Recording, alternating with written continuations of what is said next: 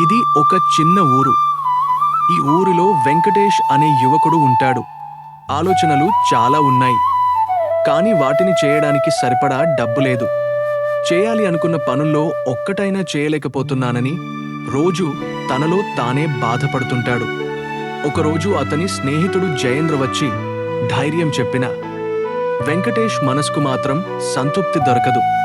ఇంట్లో చూస్తే తల్లి ఆశతో, తండ్రి కష్టంతో ఈ బాధ అతనికి ఇంకా పెరుగుతుంది. ఏ పని చేసినా మనసుకు సంతృప్తి ఉండదు.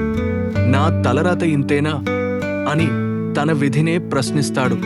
కానీ ఈరోజు కాకపోయినా ఒకరోజు వెంకటేష్కి కూడా విజయం తప్పకుండా వస్తుంది. ఆ రోజు కోసం ఆశతో ముందుకు నడవాలి.